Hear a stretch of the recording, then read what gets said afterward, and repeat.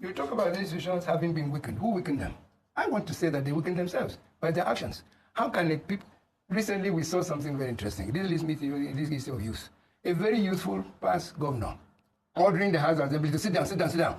This man that the governor is my boy, and you are his boy. You must act as boy for goodness sake. And we said that that's democracy. We said that some people can exercise oversight function. Who put them in that position? Did any of them get up and say, no, I was elected by my people to represent my people? Because of the method by which they came into that assembly. That is it. And even look at even this question of the judiciary. What did the Supreme Court mean when they say that votes belong to a party? If votes belong to a party and the party brings somebody and said, our party wants to build a school. Another party says, I want to build a hospital. The people vote for the party that says they want to build a school. Why should somebody who wins an election to go and build a school according to the policy of his party defect to another party that says they want to build a hospital? The whole House of Assembly thing in River State was called to question. Were those people really still members having defected? If we have an unstable party situation, we will have an unstable polity, and we are going to end up with an unstable nation. So this defection thing is the first thing, is an abomination that should be immediately stopped. And people want to excuse, oh, it didn't happen now, it even happened in the time of Azikiwe, but that's not true. I know the story of what happened in the West in that First Republic. Azikiwe got a simple majority. Wolowo followed close second.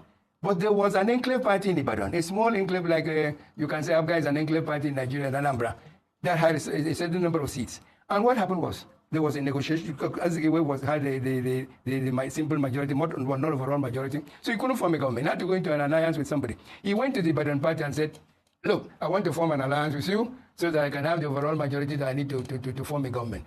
They negotiated the point where they agreed. But they said to him, look, Saddam has gone to the north, the northern is going to be premier in the north.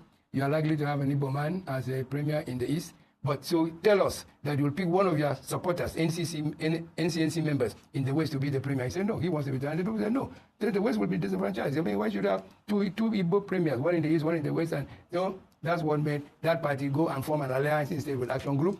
And by doing that, they now had the overall majority and formed the government. There was no defection. So people don't contempt they're defending the defection by the fact that it has always been there. It has not always been there. It's one of the things I've introduced along with this system because it suits us. And I will blame even the party that I used to belong to, because now I'm an elder statesman, I don't belong to any party. But we started it.